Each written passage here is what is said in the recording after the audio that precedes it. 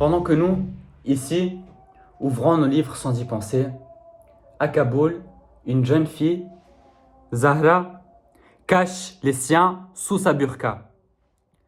Son cartable n'est plus un simple objet scolaire. Il est devenu une arme de résistance. Depuis 2021, les talibans ont effacé les visages des filles des salles de classe. Fermer l'école, ce n'est pas seulement fermer une porte, c'est bâillonner l'avenir. C'est éteindre une lumière avant même qu'elle n'ait eu le temps de briller. Dans une cave, sans fenêtre, Zahra apprend à voix basse. Comme on prie en secret lorsque la foi devient interdite. Chaque mot qu'elle lit est un acte de courage, un souffle de liberté arraché à l'obscurité. Mais derrière cette image, il n'y a pas seulement une histoire individuelle. Il y a une politique organisée, méthodique, qui prive des millions de filles d'un droit fondamental, le droit à l'éducation.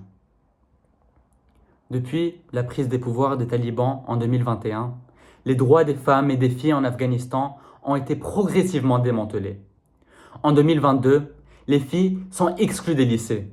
En décembre de la même année, l'accès à l'université leur est interdit.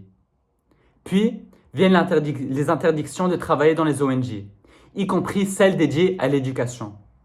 En 2023 et 2024, des écoles clandestines sont fermées.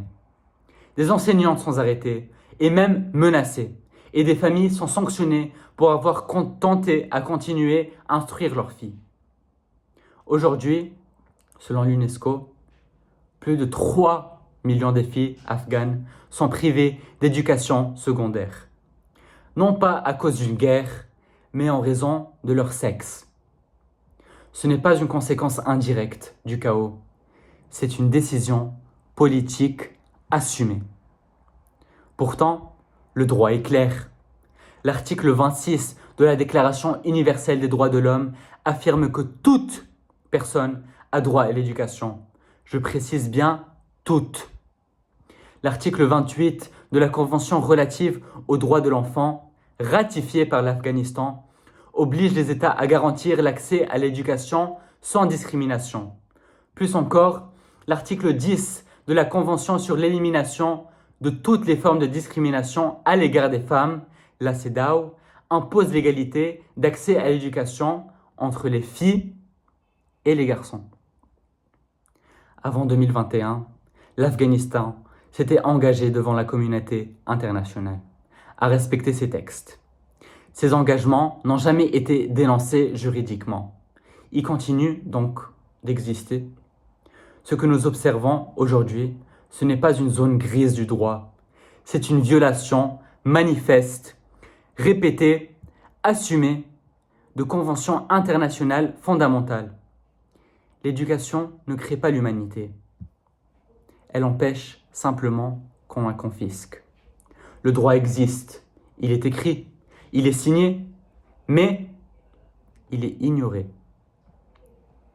En Afghanistan, ce qui est attaqué n'est pas seulement l'école.